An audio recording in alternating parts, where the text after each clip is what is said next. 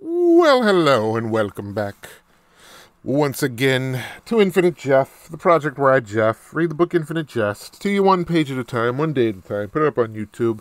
What is Infinite Jest? You haven't asked me in a while. So you must know what it is. In case you don't, it's a book by David Foster Wallace, published in 1996. It's considered a postmodern masterpiece by, I don't know, somebody. And I'm reading it here to you. And it's interesting. There's a lot going on. Just, I don't know. It's interesting. That's what you get. Anyway, this is page number 415. Oh man. Excuse me. Page 415, here we go. Miller and Budd on the other. Fox filed for Chapter 11 protection Monday after AC/DC's coup announcements, and the Dow turned grisly indeed on GE, Paramount, Disney, etc. Within days, 3 out of the big 4 networks had ceased broadcasting operation, and ABC had to fall back on old Happy Days marathons of such relentless duration that bomb threats began to be received by both the network and by poor old Henry Winkler, now hairless and sugar-addicted in La Honda, California, and seriously considering giving that lurid-looking but hope-provoking lipovac procedure a try.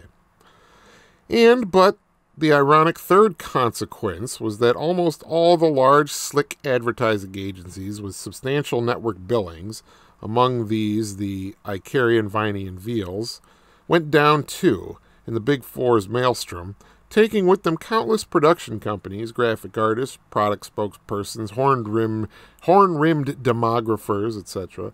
The millions of citizens in areas for one reason or another not cable available ran their VCRs into meltdown, got homicidally tired of Happy Days, and then began to find themselves with vast, maddening blocks of utterly choiceless and unentertaining time, and domestic crime rates, as well as out-and-out suicides, topped out at figures that cast a serious pall over the penultimate year of the millennium. I don't remember any of this happening. The penultimate year of the millennium. I was about to say, well, that was before the internet. And it would have been, before the internet kicked into high gear. If it was the penultimate year of the millennium, which would have been 1990, I guess, 8? Technically 2000 is last year in the millennium because there's no year 0, but probably means 1998, if you consider 1999 to be the ultimate year of the millennium.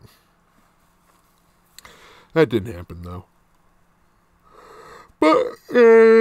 But these consequences' own consequence, with all the Yankee ingenious irony that attends true resurrections, comes when the now combined Big Four, muted and unseen now, but with its remaining creditor-proof assets now supporting only those rapaciously clever executive minds that can survive the cuts down to a skeleton of a skeleton staff, rises from the dust heap and has a collective last hurrah, ironically deploying V&V's old pro-choice/anti-passivity appeal to obliterate the AC/DC that had just months before obliterated the Big Four, bringing TCI's Malone down on a golden bell-shaped chute and sending TBS's Turner into self-imposed nautical exile. Because enter one Noreen Lace-Forche, the USC-educated video rental mogulette, who, in the BS 90s, had taken Phoenix's intermission video chain from the middle of the Sun Belt pack to a national distribution second only to Blockbuster Entertainment in gross receipts. The woman called by Microsoft's Gates the killer app queen, and by Blockbuster's Huizenga the only woman I personally fear.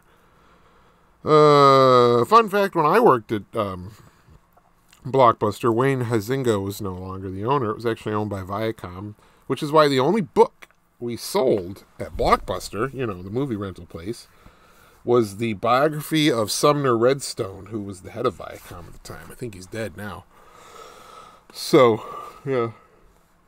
Convincing the rapacious skeletal remains of the Big Four to consolidate its combined production, distribution, and capital resources behind a front company she'd had incorporated and idling ever since she'd first foreseen Broadcast Apocalypse in the Newhagen ad's psycho-fiscal fallout, the front and obscure-sounding concern called Interlace Tell Entertainment.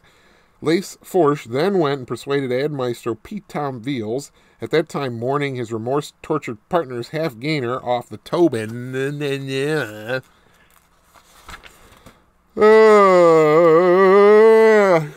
Fuck. Ah, shit. I'm just tired. Just yawning. But that was page number 415 of Infinite Jest.